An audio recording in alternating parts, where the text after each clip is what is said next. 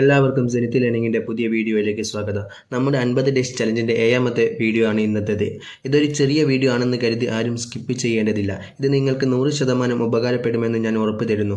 Video ഇഷ്ടപ്പെട്ടാൽ support ചെയ്യുക. അതേപോലെ നിങ്ങളുടെ PSC പഠിക്കുന്ന കൂട്ടുകാർക്ക് ഇത് ഷെയർ ചെയ്ത് കൊടുക്കുക. ഇന്ന് നമ്മൾ നോക്കാൻ പോകുന്ന വിഷയങ്ങൾ രക്തപര്യായന വ്യവസ്ഥ, രക്തം, പ്ലാസ്മ എന്നീ 3 വിഷയങ്ങളെക്കുറിച്ചാണ്. ആദ്യമായി നമ്മൾ നോക്കുന്നത് രക്തപര്യായന വ്യവസ്ഥ. രക്തപര്യായന വ്യവസ്ഥയിലെ പ്രധാന ഭാഗങ്ങളാണ് രക്തം, രക്തക്കുഴലുകൾ, ഹൃദയം. 2 തരത്തിലുള്ള രക്തപര്യായന വ്യവസ്ഥയാണുള്ളത്: അടഞ്ഞ രക്തപര്യായന വ്യവസ്ഥ, തുറന്ന രക്തപര്യായന വ്യവസ്ഥ. രക്തം നേരിട്ട് കോശങ്ങളിലെത്താതെ രക്തക്കുഴലുകളിലൂടെ ഒഴുകുന്ന പര്യായന വ്യവസ്ഥയാണ് അടഞ്ഞ രക്തപര്യായന വ്യവസ്ഥ. ഉദാഹരണം മനുഷ്യനിലെ രക്തപര്യായനം. രക്തത്തിന് സമാനമായ ശരീരദ്രവ്യം ശരീര അറകളിൽ നിറഞ്ഞു നിൽക്കുകയും ശരീരകലകളുമായി നേരിട്ട് സമ്പർക്കം പുലർത്തുകയും ചെയ്യുന്ന പര്യായന വ്യവസ്ഥയാണ് തുറന്ന രക്തപര്യായനം. ഉദാഹരണം പാറ്റ, ചിലന്തി എന്നിവയിലെ രക്തപര്യായനം. അടുത്തതായി നോക്കാൻ പോകുന്നത് രക്തത്തെക്കുറിച്ചാണ്. രക്തത്തെക്കുറിച്ചുള്ള പഠനമാണ് ഹെമറ്റോളജി. ഹെമറ്റോളജി എന്ന് വെച്ചാൽ രക്തത്തെക്കുറിച്ചുള്ള പഠനമാണ്. ജീവന്റെ നദി എന്നറിയപ്പെടുന്നത് രക്തമാണ്. ദ്രാവക രൂപത്തിലുള്ള സംയോജക കല ഏതാണെന്ന് ചോദിച്ചാൽ അത് രക്തമാണ്. രക്തത്തിന്റെ pH മൂല്യം 7.4 രക്തത്തിന്റെ pH മൂല്യം. ശരീരത്തിലുള്ള പോഷക ഘടകങ്ങളെയും ഹോർമോണുകളെയും വഹിച്ചു കൊണ്ടുപോകുന്നത് രക്തമാണ്. ഓക്സിജന് കോശങ്ങളിൽ എത്തിക്കുന്നതും രക്തമാണ്. ശരീരത്തിന്റെ എല്ലാ ഭാഗങ്ങളിലും ഒരേ താപനില നിലനിർത്താൻ സഹായിക്കുന്നത് രക്തമാണ്. മനുഷ്യ ശരീരത്തിലെ രക്തത്തിന്റെ അളവ് 5 to 6 ലിറ്റർ ആണ്. 5 to 6 ലിറ്റർ ആണ് മനുഷ്യ ശരീരത്തിലെ രക്തത്തിൽ. മനുഷ്യനിൽ ആദ്യമായി വിജയകരമായ രക്തനിവേശന മാർഗങ്ങൾ അവലംബിച്ച ഭിഷഗ്വരനാണ് ജെയിംസ് ബ്ലണ്ടൻ.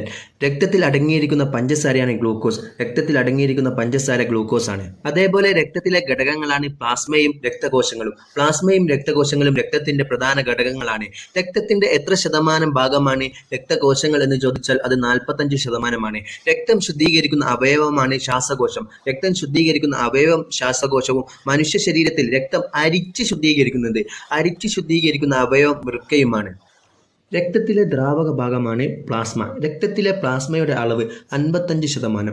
55% രക്തത്തിൽ പ്ലാസ്മയാണുള്ളത്. പ്ലാസ്മയുടെ നിറം ഇളം മഞ്ഞ നിറമാണ്. ഇളം മഞ്ഞ നിറമാണ് പ്ലാസ്മയ്ക്കുള്ളത്. രക്തകോശങ്ങൾ കാണപ്പെടുന്ന ഭാഗമാണ് പ്ലാസ്മ.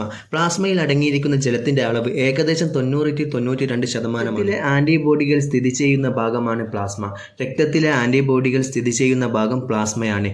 പ്ലാസ്മ പ്രോട്ടീനുകൾ ആൽബുമിൻ, ഗ്ലോബുലിൻ, ഫൈബ്രിനോജൻ. പ്ലാസ്മ പ്രോട്ടീനുകളുടെ ധർമ്മമാണ് ആൽബുമിൻ രക്തസമ്മർദ്ദം ക്രമീകരിക്കുന്നു. ഗ്ലോബുലിൻ രോഗപ്രതിരോധത്തിന് സഹായിക്കുന്നു. ഫൈബ്രിനോജൻ രക്തം കട്ടപിടിക്കുന്നതിൽ പ്രധാന പങ്ക് വഹിക്കുന്നത് ഫൈബ്രിനോജനാണ്. ആന്റിബോഡികൾ നിർമ്മിക്കാൻ സഹായിക്കുന്ന പ്ലാസ്മയിലെ പ്രോട്ടീനാണ് ഗ്ലോബുലിൻ. രക്തം കട്ടപിടിക്കാൻ സഹായിക്കുന്ന ഘടകങ്ങൾ ഒഴിവാക്കിയുള്ള പ്ലാസ്മയെ വിളിക്കുന്നതാണ് സീറം. സീറം എന്നാൽ രക്തം കട്ടപിടിക്കാൻ സഹായിക്കുന്ന ഘടകങ്ങൾ ഒഴിവാക്കിയുള്ള പ്ലാസ്മയെ വിളിക്കുന്ന പേരാണ് സീറം. ഇന്നത്തെ ഈ ചെറിയ വീഡിയോ ഇവിടെ അവസാനിക്കുകയാണ്. വീഡിയോയുടെ പോരായ്മകൾ കമന്റായി ഉൾപ്പെടുത്തുക. വീഡിയോ ഇഷ്ടപ്പെട്ടാൽ അല്ലെങ്കിൽ നിങ്ങൾക്ക് ഉപകാരപ്പെടുന്നുണ്ടെങ്കിൽ മാത്രം സപ്പോർട്ട് ചെയ്യുക. നിങ്ങളുടെ PSC പഠിക്കുന്ന കൂട്ടുകാർക്ക് ഷെയർ ചെയ്ത് കൊടുക്കുക. Thank you.